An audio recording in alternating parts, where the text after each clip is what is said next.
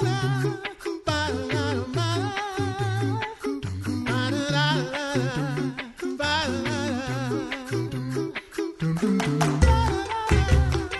listening to The Coffee Hour. I'm Andy Bates. I'm Sarah Gulseth. We get to go to camp today. I wish we could actually be at camp outside. Every year we dream of that. Every year. To camp when we talk about all the fun opportunities for kids at camp during the summer, and maybe adults too. Yeah. But we have yet to make it to camp when we're planning for camp. We need to do that. Maybe we need to plan that for 24. Put that on the calendar in the spring so we can go to camp. Thanks to Concordia University, Wisconsin for supporting the Coffee Hour.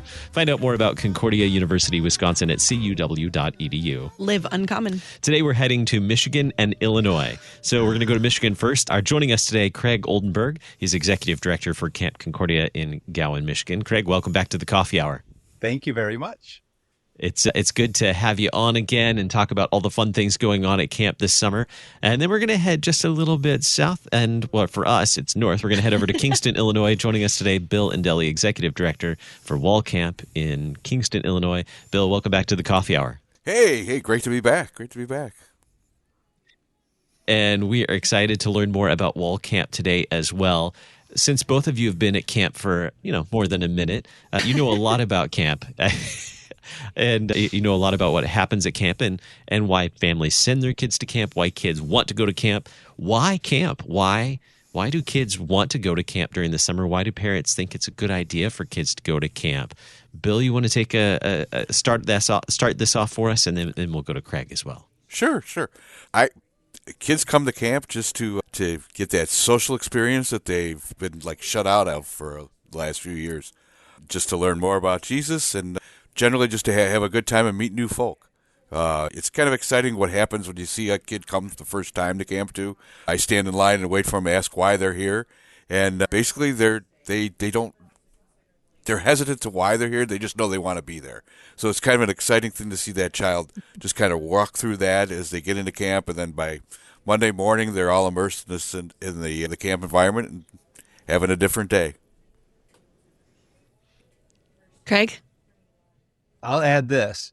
One day we were having check-in, and the cars were running through the circle, and this one young lady got out of the car, and she sprinted to another young lady, and they just embraced and said hello. And I turned to the one young girl and I said, "Oh, wow, you must be like friends from school." She said, No, we're only friends from camp.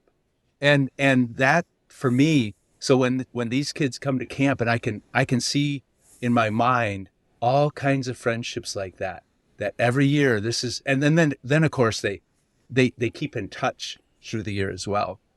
But every year this is their gathering point, their gathering spot. That's a lot like what Bill said. It's for that friendship. The other one, this is a new one for me. I do a lot of chapel visits, especially in Michigan. In Michigan, there's 80 LCMS schools, and I do 30 to 40 chapels a year. And the most asked question in the past has always been from the boys, may we bring electronics? And the answer is no. But that question has gotten there's a new question that's taken its place. And it's this, do I get to stay with people of my own gender? Because the public camps, the secular camps are all transitioning to genderless cabins and that sort of thing. Not all of them, but a lot of them. And they're concerned about that. So one of the things that they're looking for in coming to camp is a safe place to be. And we can fill in the blank with all kinds of things there, but a safe place. That's such a great experience for kids to be able to do, and very interesting the questions that you get asked and what the implications are for our younger people who are thinking of going to camp, and thinking through for them what that is going to mean for them in that experience. Yep. And I have never been to camp, which is something that we need to rectify as an adult, especially going to Michigan. I would love to. I grew up in Michigan and I've never been to Camp Concordia. I don't know how this has happened. But one of those great things is being able to experience the outdoors in a way that kids from suburbia like myself may not be able to actually experience. So what are some of those things about the great outdoors that kids are able to experience while they're at camp? Craig, we'll start with you. Okay. this is my risky one. I wrote this answer down. I'm like, and the answer is Jesus. It's like I know that that's not a theologically accurate answer, right? But it's true. These kids come, they watch their counselors, they listen to their counselors, they play with their counselors, they get thrown in the water, whatever it is, and at the end of the day, they're sitting around, they're talking about faith, and they're talking about who Christ is to them. And they really get an experience that's connected to who they are in Jesus. So that's one thing. Another thing a lot of people like to hear is the answer is supposed to be fun. Okay, like what do we experience at camp? Fun. But I always train my staff, and I know Bill, all of us do the same thing. Fun is a means to an end, and the experience at camp is so much bigger. I had a pastor in Colorado, and he brought retreat groups out. And they would be, his words were, we're going to have Bible study, and then we're going to have fun. And then we're going to have Bible study, and then we're going to have fun. I'm like, oh no, Bible study is part of that fun, and we can create environments, especially in the outdoors, environments where we can engage in God's word in all kinds of new and different ways. And so it is fun, and we do play, but that for me is the major experience. I'm sure experiencing the wonder of creation in and of itself is engaging and fun for many. It might not be so fun for someone who's not comfortable with the outdoors yet, but they learn to be comfortable with the outdoors. I was going to say, and the wonder of allergic reactions to the great outdoors. Yep. Bill, what do kids get to experience in the great outdoors at camp? Nowadays, I think even the stats show it, kids don't spend as much time outdoors as they used to. So at the beginning, some of the kids that come mostly from the inner city are really hesitant on the vastness here. So we're on 180 acres and there's a lot of room. So it can seem like, ooh, I'm going to get lost. The nice thing about it is that our staff, and I call our staff the cool kids that love Jesus, because no matter who you are, that is how that camper is looking at that lead counselor. And so they have the opportunity just to show where creation yells out the creator. To take some of those myths, just spending the night outside looking at the stars and just kind of wondering, and then visiting the stories of Abraham, that he may have more descendants as there is stars in the skies. So creation is such a natural segue. Another thing that happens in outdoors is I think kids are pushed a little more to their limits. So when they do that, they're a little more open to do new challenges. So not even on the challenge course, just doing other things. It invites different conversations. I call the other thing I call is put a quarter in it. You're sitting around the campfire after the kids just got that second wind at night, and the conversations really spark up. Now they're open to asking some of those questions that maybe they wouldn't ask at home. Maybe they wouldn't ask their youth leader that they see all the time, and all of a sudden they're just sitting around the campfire with kids they don't really know as well as they normally would, and they're really eager to share. So I think that's another one of the benefits, just getting kids away and away from their everyday life. So walk us around camp. Let's start with Walcamp. Walk us around camp. What are some of the things we might find at Walcamp as a camper? One of the things we do a little more of here is we incorporated some of our outdoor education into our overnight camp. So we have a pretty strong outdoor education area, and we tend to do a lot of the microscope studies in our creek stomps, so we incorporate a lot of that into the camp program. But they arrive here, and depending on their age, they go to their cabins, and they're introduced to kids they don't know. One of the things I always love about camp is that kids get to know each other from the inside out instead of the outside in. So after a couple of days of being together, one of the things in today's society, kids have lost that concept of an acquaintance. So kids are either friends or not friends / enemies. There's not that in between. And at camp, they get to kind of learn that, because you may not be best buds with the person that's your cabin mate, but you're going to get along for the week, and you'll learn to respect each other, and you're going to grow in that respect of each other.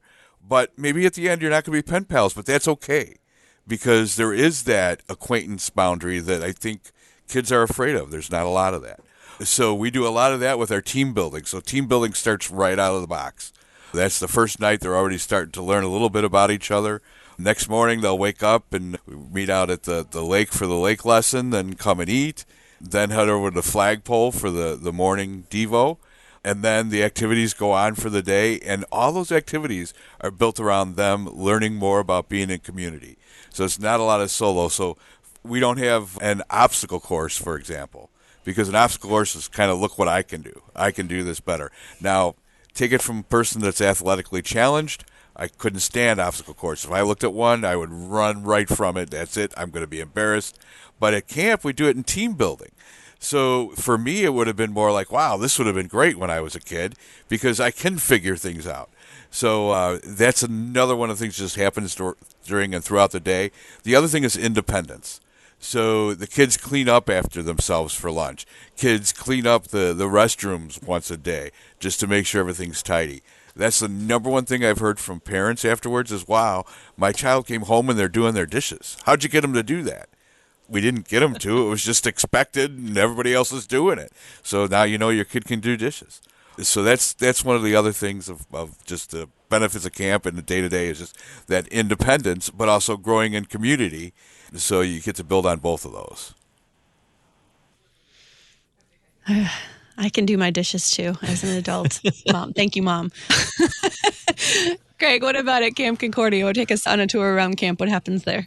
All right, we're going to walk out the office door and we're going to walk along the lake and we're going to come to a worship area with an altar. We're going to go past the beach and to another campfire area. And then right there, right next to it is the brand new 36-foot high climbing tower. So we got 4 stories of climbing and a little rappelling that's going to go on this summer. And then down the way, there's a creek stomping area, a swampy area that we can hike through and do mountain biking through. Then we're going to come back and there's like the axe throwing area and the slingshot area, all the shooting things, right? This is where all our boys want to hang out. Let's shoot things. And a riflery area, archery area. And then you calm down a little bit with everybody has 9 square these days.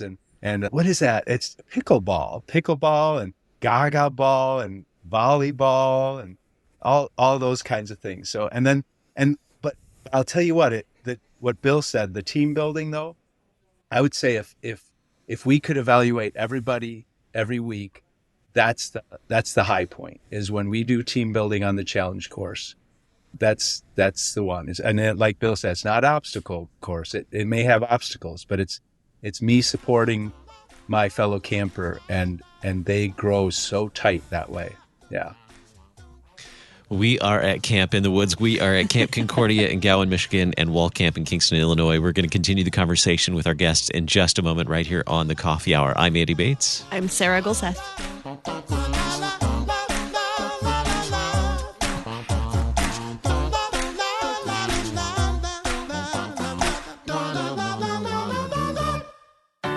At Concordia University, Wisconsin, we believe you were created for a reason. To use your God-given gifts to help others. To live a life of self-sacrifice in a me-first world. To live a life that's uncommon. Whether you're taking one of 50-plus online programs or learning with us in person on the shores of Lake Michigan, you'll be equipped to make an uncommon impact. Learn more at cuw.edu. Concordia University, Wisconsin. Live uncommon.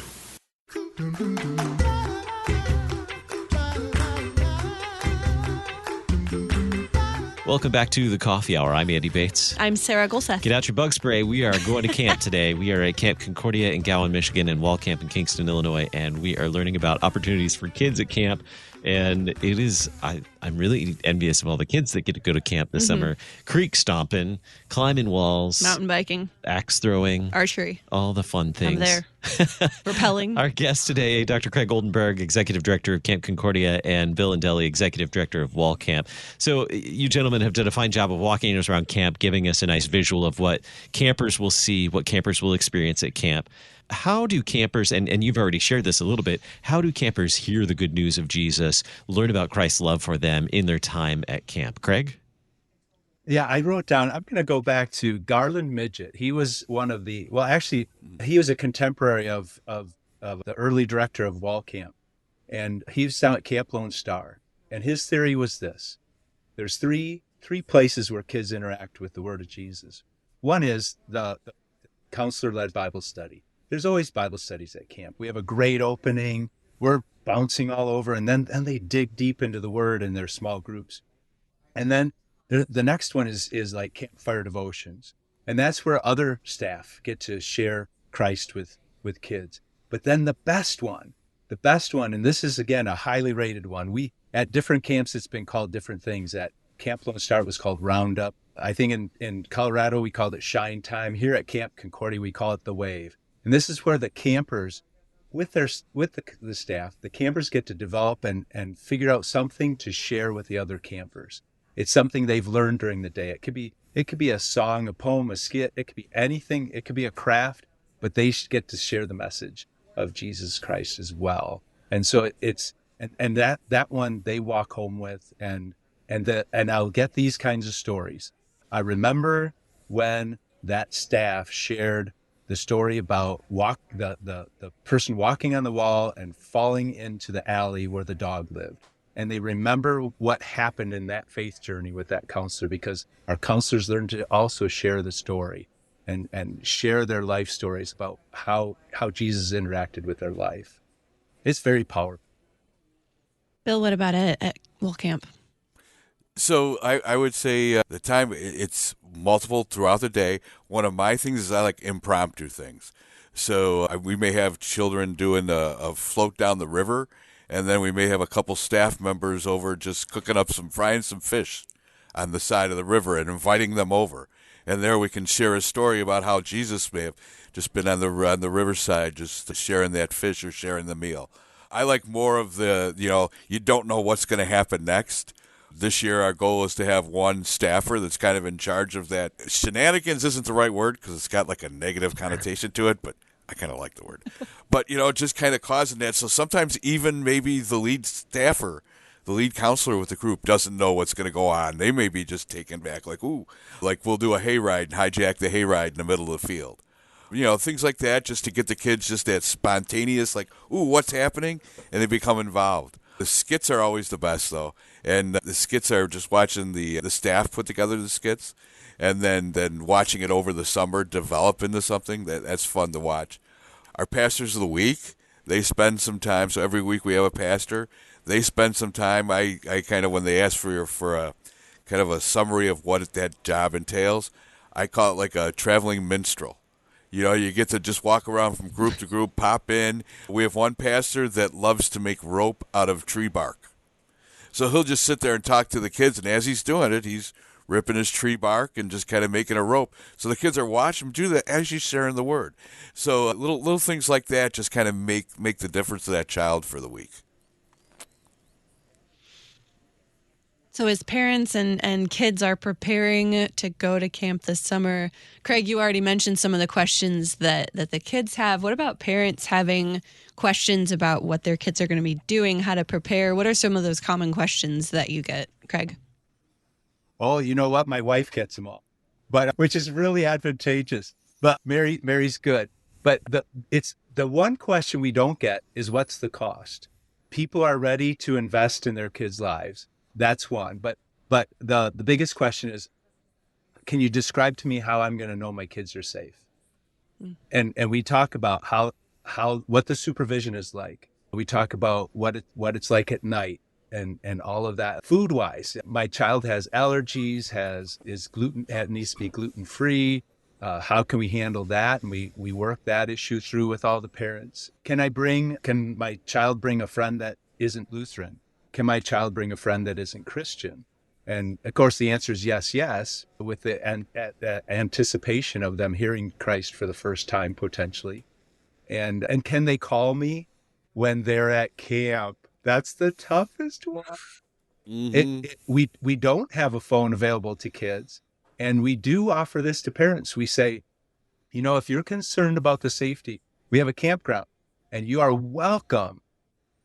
You come to the campground, we'll do background checks, get all that taken care of, and you can spy on us all you want. That's our answer. Mm-hmm. Bill, what are the questions you get from parents about camp, and how do you answer those questions? I better just go right with Greg on the one with the cell phone thing or the contacting the kids. And that's just been the last couple of years. Before that, it wasn't. But now that's more prevalent. And we do the same thing. And, we're not holding your kid hostage or anything. But we explain to them that if you do that, now if the child was maybe a little homesick, that's going to re-bring that homesick feeling. And also, if you call and one of the other kids' parents don't call, then the kids that's in that group is, hey, why doesn't my mom call? And so it brings a little bit of that.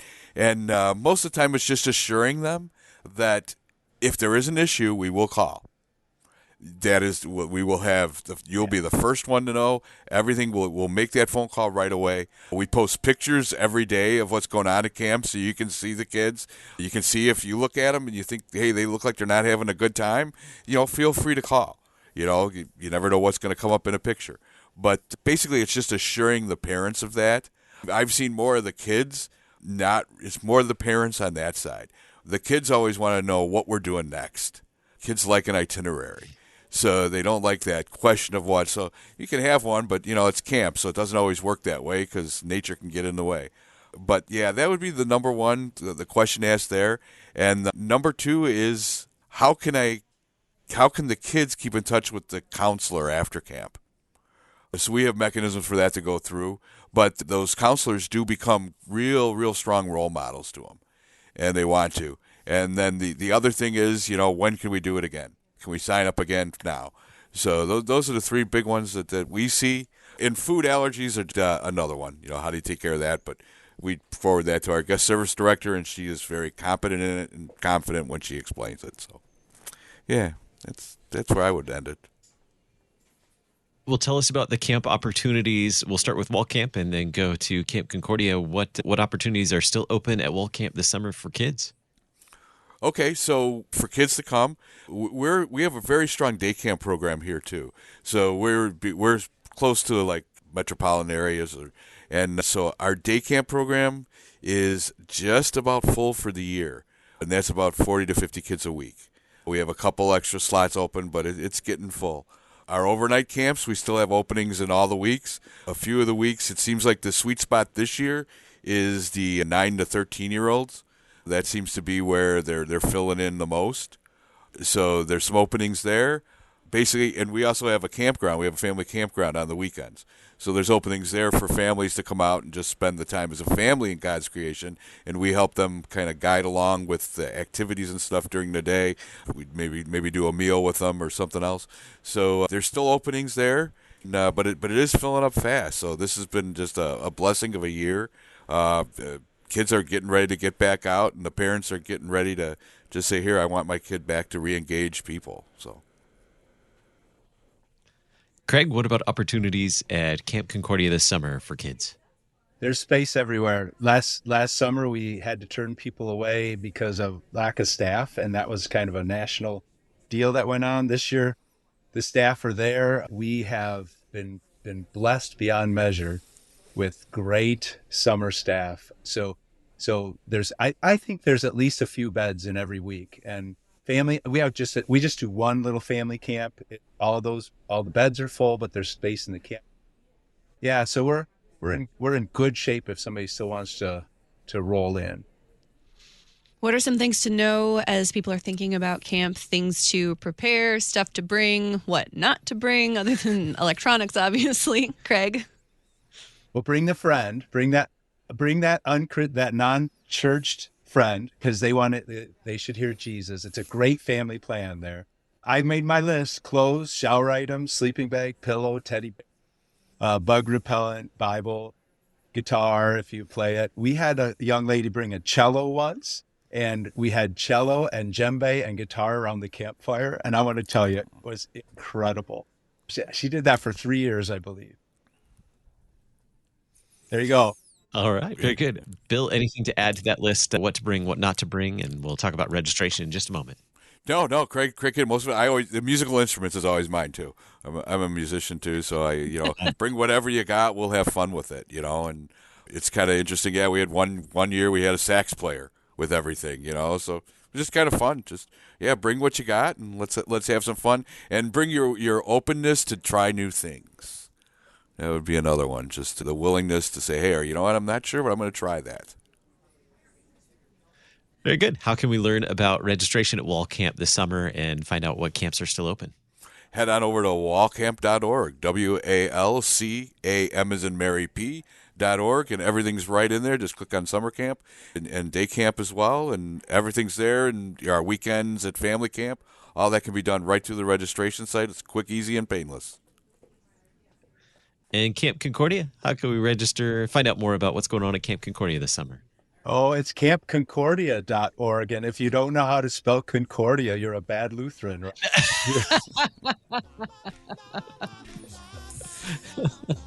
It'll show everything. Yeah. Campconcordia.org, walcamp.org.